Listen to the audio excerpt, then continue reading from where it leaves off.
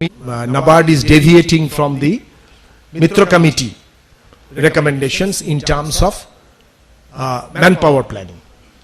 And I know that you have demanded that immediately RRB needs something around 30,000 people that should be in one stroke recruited afresh so that to address the manpower problem in the RRBs.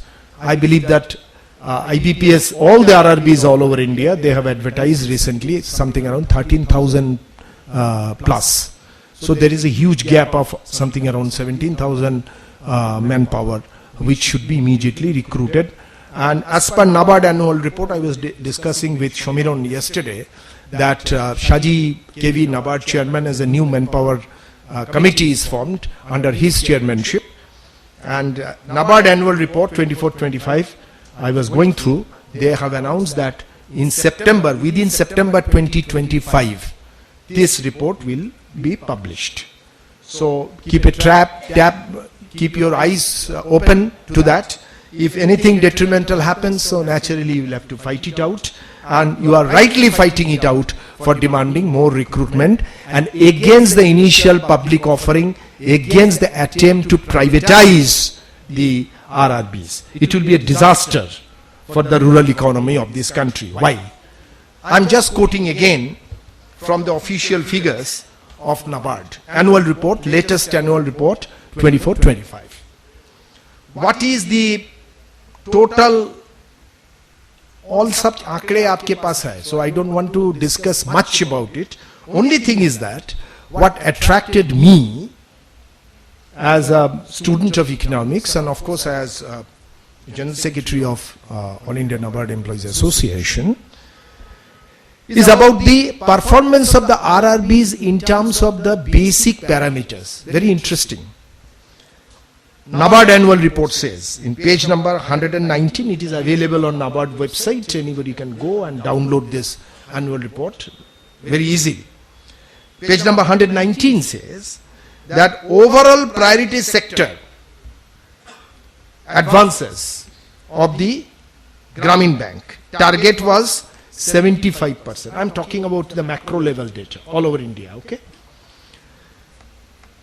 So out of, first of all, profit, here there is a figure for around 40 banks.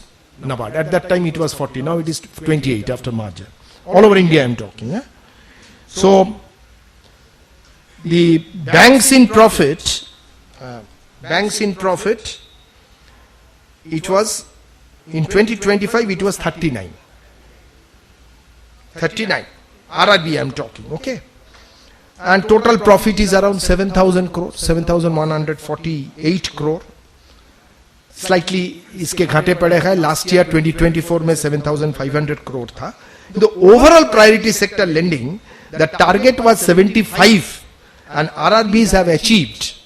You people, you have only made it possible. 88.1% is the priority sector lending. 75 was the target. RRBs could achieve 88% of the overall priority sector targets. Now इसके micro level data पर आइए आप. Anything problem? Any problem? Can I continue?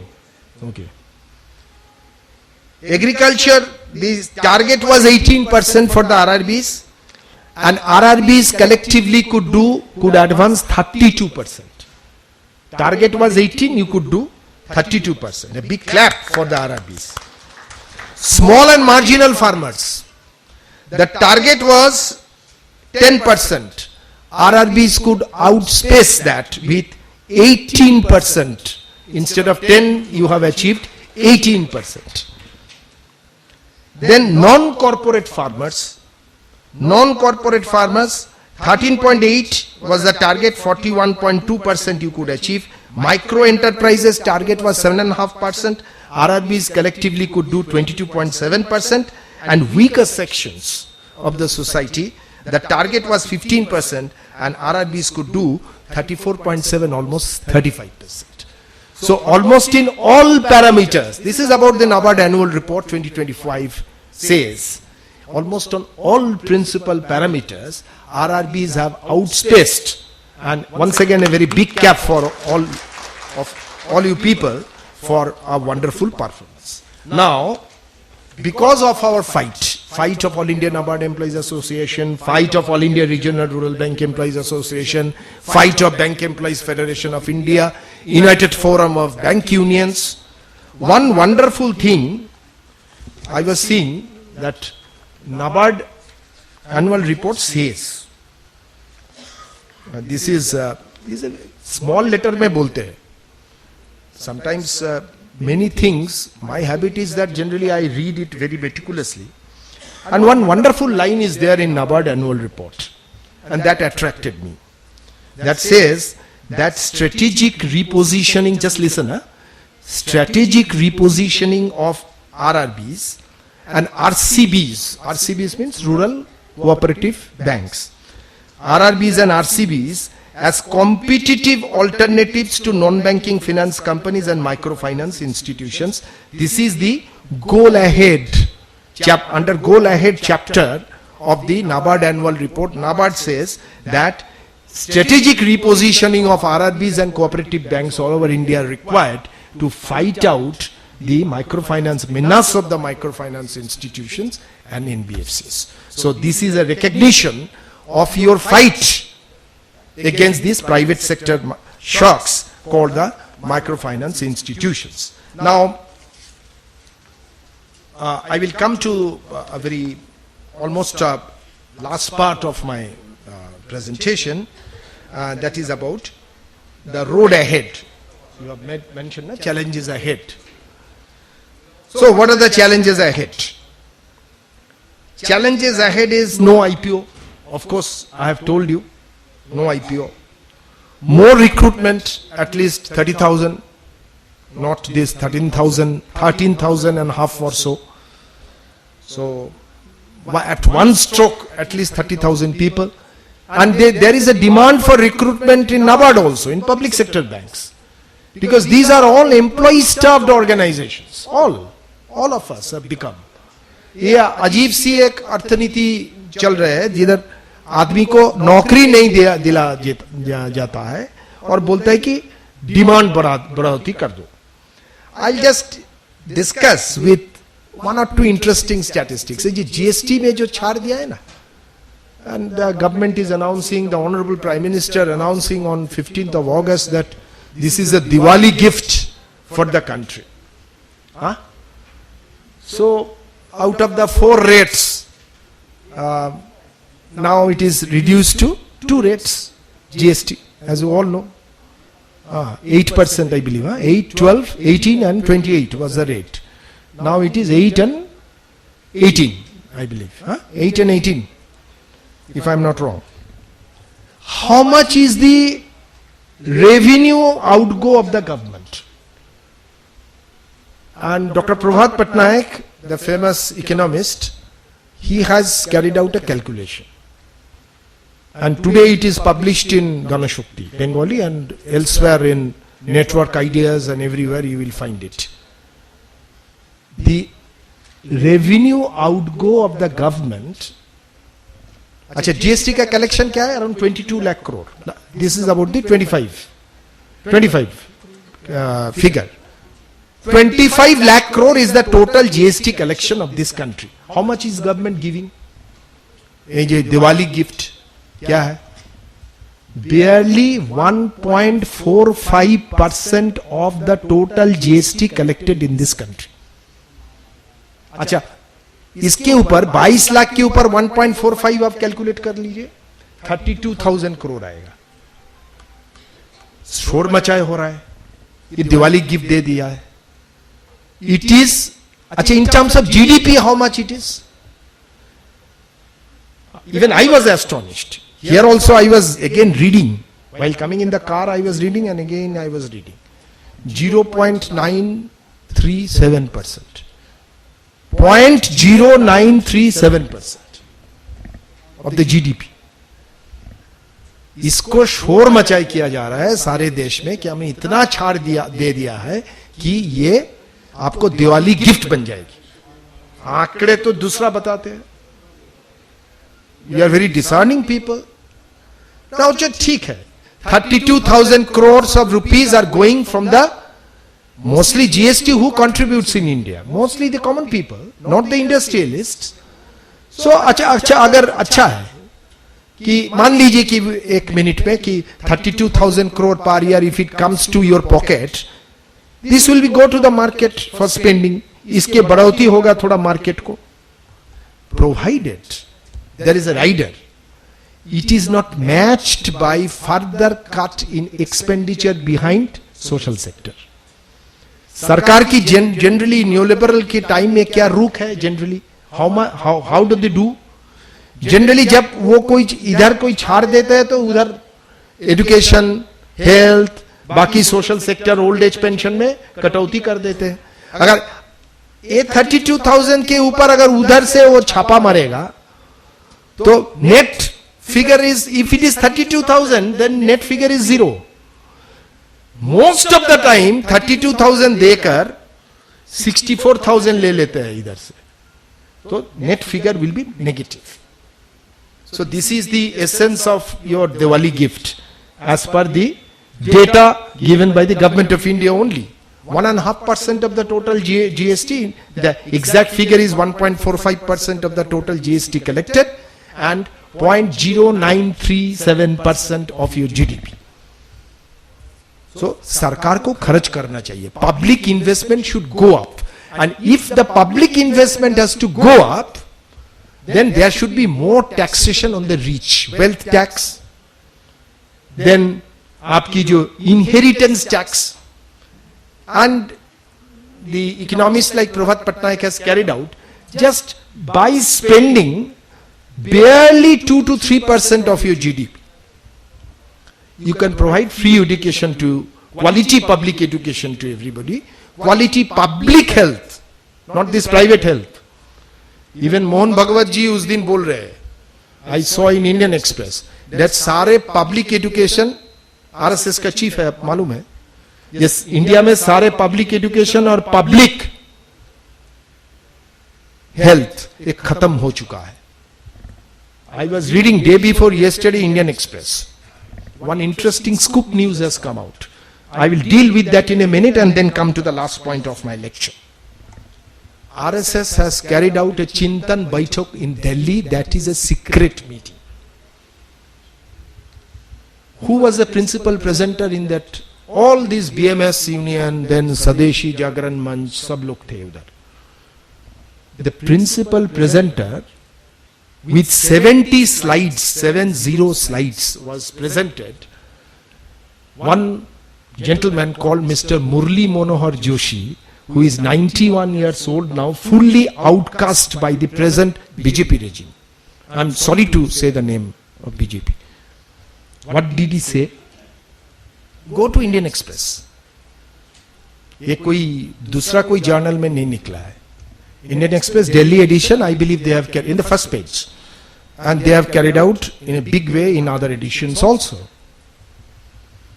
Mr. Joshi says, and very blasphemous for these people, those who rule our country, he has quoted extensively from Amartya Sen's book. 70 slides, quoting extensively सारे statistics Amartya Sen की book से लिए है. And his entire speech is given in Indian Express within inverted comma. That means somebody was there who recorded that speech and leaked out to the press, maybe deliberately. He says the way the country is moving, inequality itna बढ़ रहा है, it is becoming a social time bomb in this country which may explode at any time. ये आपके नतीजा है जो economic policy अब 1992 से आजादी के अमृत काल से आप इधर ले आए हमको. He says that course correction is necessary immediately, without waiting for any other time. Otherwise this country will explode. ये कोई टेररिस्ट नहीं बोल रहा है. Mr. Joshi is telling. He is little educated, as you all know, that he headed the physics department of Allahabad High Court. Not anybody who is having a degree in total political, entire political science. Entire political science. His degree is genuine, Mr. Joshi's degree. So he is telling. So immediate course correction is necessary. To what extent they will do, to what extent they will listen to 91-year-old Mr. Joshi, I don't know. But Indian Express, very big news, very big. They have carried out this news that, so, ये चिंतन हो रहा है. अच्छा, suddenly some good sense has prevailed on Mr. Joshi. Am I to believe with that? And Mr. Mohan Bhagwat and others? It is because of the pressure of the movement, of mass movement of this country. ये जो 9 जुलाई को जो strike हुआ, जिसमें आप भी भागीदारी लिए थे, इसके नतीजा ये है. कभी कभी हम लोग पूछते हैं, प्लीज डोंट माइंड यंगस्टर्स मिनिएट, हमारे इसमें स्ट्राइक करने से क्या फायदा होता है? Many of the achievements you do not see in, आपको खाली आंखों में आपको दिखाई नहीं पड़ता है. Today the labour law amendment, if it is becoming a reality, I know the other day, Andhra Pradesh Gramin Bank people, they went with the gratuity case. I think many of you may be knowing. Gratuity case in Andhra Pradesh ALC, and they have won the case. And something around 1,72,000 rupees with interest that is being paid to a temporary worker, class 4 worker, gratuity, who was not given, denied by RRB. तो ये सारे जो प्रावधान है हमारे जो labour law के तहत, हमारे जो ट्रेड यूनियन एक्ट 1926 के तहत, इंडस्ट्रियल डिस्प्यूट्स एक्ट 1947 के तहत, ये सारे खत्म हो जाएंगे. Everything will be finished if this labour law amendments are carried out. So there was a strike on 9 July. I congratulate all India regional rural bank employees association, compliment for your wonderful participation. The other sections of the toiling mass of this country, fight is the only answer. Now I come to the last point of my presentation, and I would end as I promised within 1 hour. Another 15 minutes possibly I just take from you with your indulgence. And that is about the role of inclusive India. Inclusive development absolutely has no meaning without getting it intricately connected with the idea of India. And here I would like to take the help of one wonderful historian. Those who are interested, I would like you, especially youngsters, to read his books. His name, he is a Britisher, presently living outskirts of Delhi. His name is Mr. William Dalrymple. Many of you might have heard his name. Mr. William Dalrymple. He has recently penned one wonderful book, this much a volume. A little time taking, but I tell you that you cannot leave once you start this book. This is about the golden age. Golden age. What is that golden age? India's contribution, a wonderful subject. India's contribution to the overall development of the world in the field of knowledge, spanning from 250 BC, Common Era, before Common Era, 250 BC से लेकर 1200 AC तक, means after Common Era.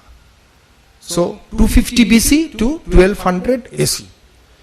It carries a span of almost 1.5 million, 1500 years, 1500 years, 1450 exactly, 1500 years.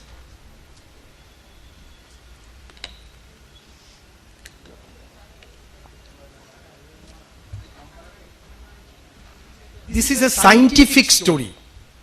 Not that the Ganesh का जो मूर्ति है वो हम लोग पुराना जमाने में प्लास्टिक सर्जरी कर रहे थे, इसकी नतीजा ये निकला, ऐसा नहीं है, ऐसा कोई फिक्शनल स्टोरी नहीं है.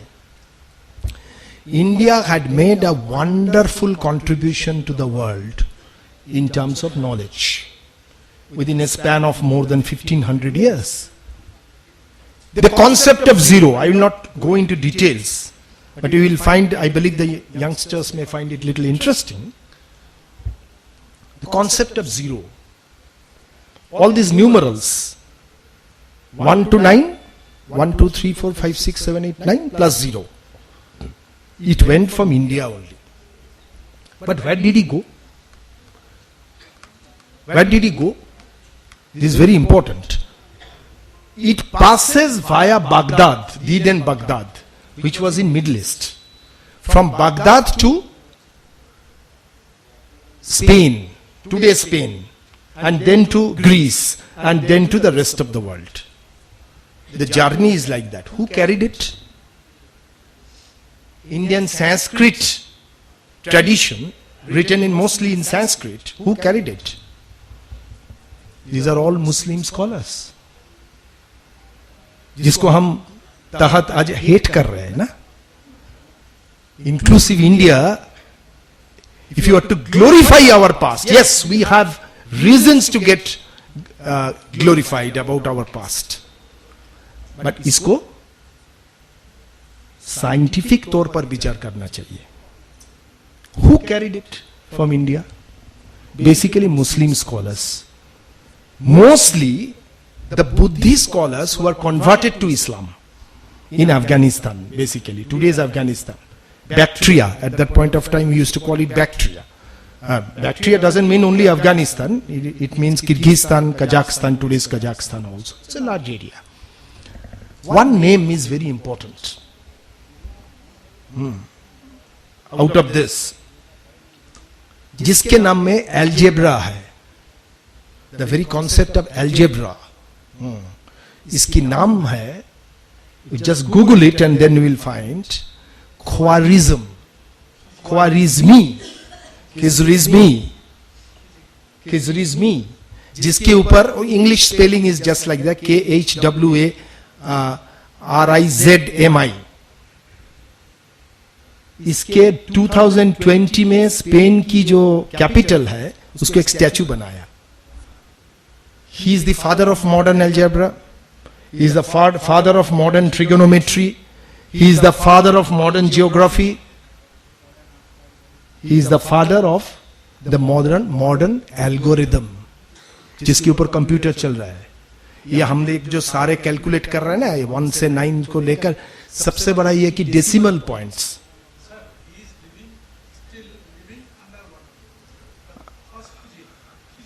Khijit. Anyway, but that is his descendants, not that fellow. He died long back. So he carried it out from India to Baghdad. Baghdad was the central of learning, and from Baghdad to Western world. So knowledge, it's a confluence. You cannot bind it with a particular string of religion. It's very important. अच्छा, इसमें जाइए, सारे south east Asia में जाइए, ये हिंदू जो constructions जो है, yes these are Hindu constructions, but it is changed over there. इसको बोलते हैं मॉडर्न ये भाषा में, इसको बोलते हैं कि पिज्जा इफेक्ट. सब पिज्जा सब लोग खाते हैं ना, पिज्जा इफेक्ट बोलते हैं. अच्छा, पिज्जा की जन्म किधर हुआ है? हम सब जानते हैं कि इटालियन है. नो, Pizza was actually born in United States. Then it traveled from United States in many parts and then came to ultimately to Italy. और उसको ये कैसे बनाना है, ये सब कुछ चेंज हो गया उधर. This is called a pizza effect. ये जो योगा जो होता है हम लोग करते हैं ना, अभी सब बोलते हैं, प्राइम मिनिस्टर भी करते हैं. The modern concept of yoga includes the Western concept also. इसीलिए many of you may be understanding that I would not resist to quote Rabindranath Tagore. Bharat তীর্থ কবিতে রবীন্দ্রনাথ বলেছিলেন না, দেবে আর নিবে মিলাবে মিলিবে যাবে না ফিরে এই ভারতের মহামানবের সাগর তীরে. It's a confluence. if you want to bind it with your narrow idea of particular religion, you are belittling that particular religion, because even Sanskritization was much fast than you conceive today. This is the idea of inclusive India. Knowledge, it traveled. They never thought that, okay, acha, this is Hindu, this is Sanskrit, we will not take this because it is Sanskrit. No, they took it from us. Assimilate. Dibe an nibe milabe milibe. Jabe na fire. Ei bharoter mohamanover sagor tire. This is very important. This cultural confluence over a period of 1500 years. It traveled from India and then went out. There is a question in India that if all this scientific advancement, this traveled from India to the West via Middle East, what stopped India to become the leaders of the science and technology in the world in the later part? If you are interested, then go to Acharya Prafullo Chandra Ray. Many of you might have heard his name. History of Hindu Chemistry. You just go through that. He told that the caste system is the biggest obstacle for India. जब brain से हमारे bronze एक relation चला गया है, ये जो है ना, ब्राह्मण, क्षत्रिय, वैश्य, शूद्र, 4 caste, Manusmriti. Very interesting. That day I was reading in Manusmriti, differential interest rates for the loans were prescribed. For the Brahmins, they will pay how much? 2%. Kshatriya will pay 3%. Vaishyas will pay 4%. And Shudras 5% per month. That means 60%. ये सब MFI. आज की MFI है. This is there in Manusmriti. Manusmriti told that women came out of the legs. Women and Shudra came out of the legs of the Brahmo. So that was the place of women in such society. But yes, history says otherwise. So we have to reinvent the idea of the inclusive India. And if you can't reinvent this idea of inclusive India, you cannot reinvent the idea of inclusive growth. सबके साथ सबका विकास ऐसे नहीं बढ़ेगा. If you are to glorify your past, glorify in a scientific way, point out the weaknesses and try to come out of that. And with that I would like to end my speech. I believe that 5 minutes to go. And I would like to say one wonderful thing. And I would end with Rabindranath. Many of you might have read the first political drama in India called Rakta Korobi. This is 100 years of Rakta Korobi. This is 100 years of Rakta Korobi. Rabindranath penned it in 1925, I believe. 25-26. This is 100 years. Many of you may be recollecting Shambhu Mitra, Tripti Mitra acting in a wonderful way. So what did Nandini say? The Raja, all powerful. Raja said that I can kill you at any time. So what is your strength? As Government of India says, I can kill this trade union now. What is their strength? The Nandini says, yes, you have power to kill me. আমাকে আপনি মেরে ফেলতে পারেন, আপনার সে ক্ষমতা আছে, কিন্তু আমার মৃত্যুই দ্বিগুণ শক্তি হয়ে আপনাকে কালকে এসে আঘাত করবে. My death will be my principal weapon to fight against you. With that spirit, I believe that we should end today's discussions, and this is the roadmap for future of RRB. And please have this understanding, please be sure that future of RRB, future of public sector banks, future of public sector institutions, and future of anything good in this country in terms of social and economic policy is basically intricately linked with the future of inclusive idea of India. And that is the main idea. With this, I think we should end. And I believe that exactly 2 minutes before I could finish. So thank you so much for your very kind attention. Thank you, sir.